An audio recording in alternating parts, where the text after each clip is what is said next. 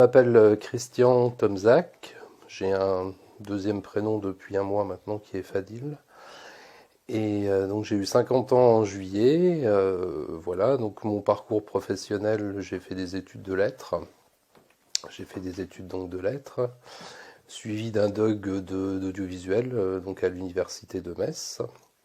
Donc j'ai travaillé assez jeune, puisqu'à l'âge de 20 ans, j'ai intégré une radio locale, la radio de la ville de Metz, où j'étais animateur et un peu journaliste aussi. Sur le côté religieux, ma mère était et toujours d'ailleurs catholique pratiquante, mon père lui était athée. Moi j'ai été baptisé à ma naissance, j'ai fait ma première communion à 9 ans, mais si vous voulez, pour moi la religion à l'époque n'était pas très importante. Enfin, je pense, j'étais plutôt croyant, mais pas du tout pratiquant. Et après l'adolescence, j'ai eu un petit rejet quand même de la religion catholique en tout cas. Parce que si mes parents étaient très ouverts, justement, je le disais tout à l'heure, pas du tout racistes et tout ça, j'avais quand même d'autres membres de la famille que je trouvais un petit peu spéciaux, puisqu'en fait, ils étaient catholiques pratiquants, ils allaient à la messe le dimanche, etc. Mais ils avaient quand même tendance parfois à rejeter les autres par rapport à leur religion, à leur nationalité, etc. Donc j'avais un petit souci avec ça. Je me disais que si c'était ça, la religion, donc ça n'allait pas, donc ça ne me correspondait pas du tout. Donc j'ai vécu après l'adolescence toutes les années qui ont suivi sans avoir besoin de la présence de Dieu à mes côtés en tout cas. Donc je n'étais pas du tout impliqué, si vous voulez, dans la religion catholique. En 97, donc ça remonte à une petite période déjà, je suis allé, une amie m'a emmené en fait en Turquie. Voilà, on avait décidé de prendre 3 semaines de vacances et de visiter la Turquie. Enfin, elle connaissait déjà, moi pas du tout. Et donc on a fait un petit peu le tour du pays avec bien sûr une arrivée et un retour à Istanbul.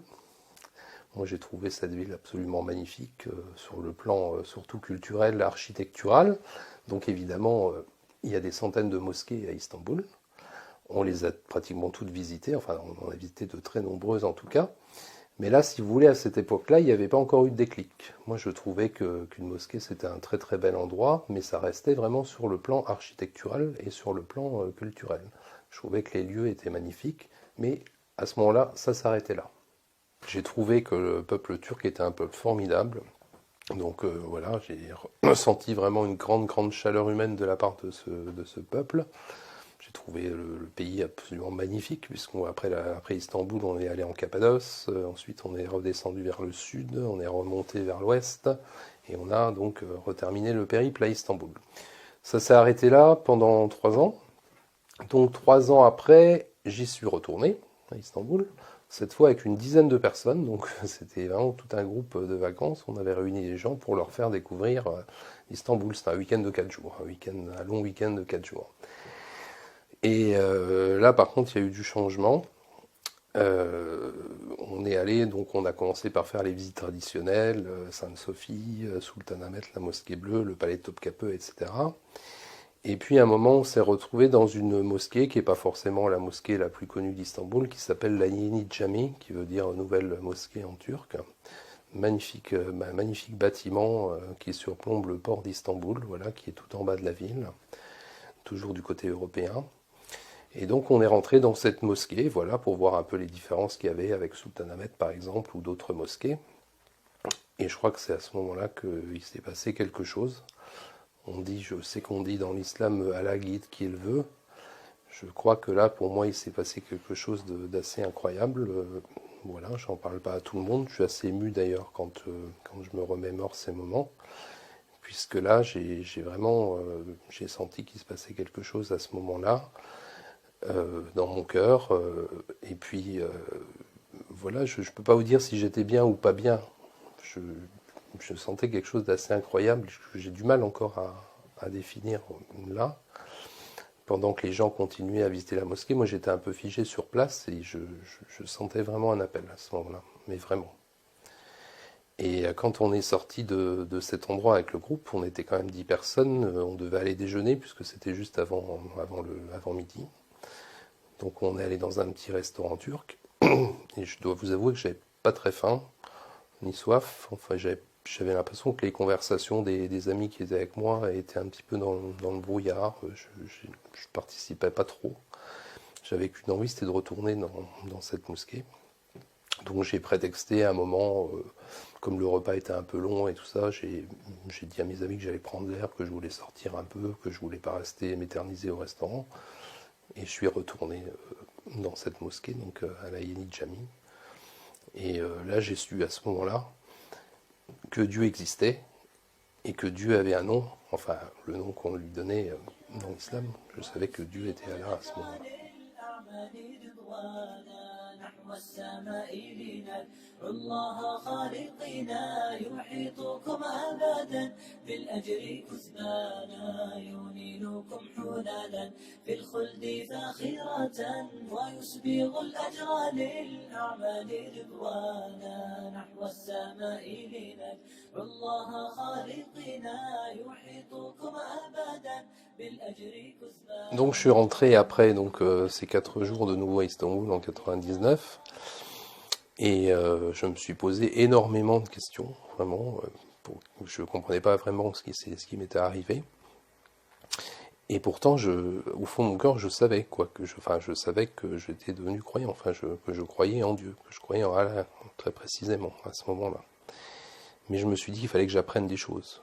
Il fallait que je me mette dans l'apprentissage. J'avais besoin de rencontrer des gens, j'avais besoin de lire. Donc j'ai commencé à me procurer un Coran à l'époque dans un magasin basique de bouquins, dans un magasin qui solde des livres. J'ai trouvé un Coran en version française, vraiment dans sa version la plus basique. J'ai commencé à lire. J'avais du mal à comprendre aussi. Il y avait plein de choses que je comprenais pas. Donc j'ai décidé d'étudier pendant quelques années. Voilà, et moi, si vous voulez, j'ai voulu vraiment étudier, j'ai voulu lire, j'ai voulu discuter, j'ai voulu rencontrer des gens, rencontrer des musulmans, bien sûr, me lier d'amitié avec des personnes que je ne connaissais pas encore, pour aller au bout de la démarche. Parce que tant que j'étais pas sûr de vouloir aller jusqu'au bout de cette démarche, je voulais pas aller non plus vers la conversion. Pour moi, c'était pas un acte qu'on fait à la légère, quoi. J'allais pas rentrer d'Istanbul et aller me convertir dans une mosquée, c'était pas possible. Il fallait vraiment que je sois sûr de servir Allah, de servir Dieu à un moment donné, de faire de gros efforts sur moi, d'essayer de corriger des défauts que j'avais, voilà, et de respecter les principes de l'islam, de la religion musulmane. Donc moi je voulais, avant de me convertir totalement, avant d'être vraiment sûr de moi, je voulais pouvoir renoncer à des choses, quoi. Enfin d'ailleurs c'était même pas un renoncement pour moi, c'était naturel, quoi. Je veux dire, si on embrasse l'islam, il y a des règles à respecter et je voulais les respecter totalement. Soufiane ibn Abdullah a rapporté: je demandais à l'envoyé de Dieu, sallallahu wa sallam, enseigne-moi une parole en matière d'islam qui me dispense d'interroger un autre que toi. Il répondit: dis, je crois en Dieu. Ensuite, agis en toute rectitude. Hadith rapporté par Muslim. Jabir ibn Abdullah al-Ansari a rapporté: un homme demanda à l'envoyé de Dieu, sallallahu wa sallam, que dis-tu si j'accomplis les prières, jeûne le mois de Ramadan, respecte ce qui est licite, interdis ce qui est illicite, sans rien ajouter à cela? Entrerai-je au paradis? Oui, répondit-il. Rapporté par Muslim. Déjà, je me sens beaucoup plus serein.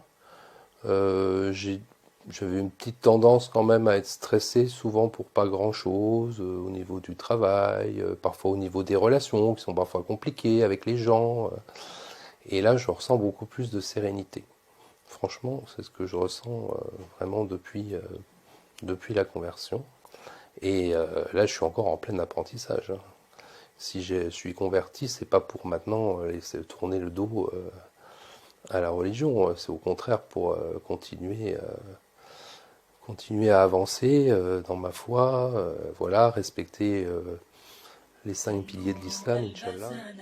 حسنا وتيجانا والأنس والشحنا نورا وتبيانا في أرضنا بزغت شمس بها ألق والكون أنشدنا يروي حنايانا. Je crois qu'il faut vraiment pas écouter les discours ambiants et les discours des médias notamment, qui racontent un peu tout et n'importe quoi, surtout ces derniers temps, sur notre religion. d'Allah, et je le remercie vraiment de m'avoir guidé, parce que je pense vraiment qu'il m'a guidé sur son chemin, qui est un chemin de lumière et un chemin de paix et un chemin d'amour. Et je continuerai jusqu'à la fin de mes jours à essayer de le servir le mieux possible.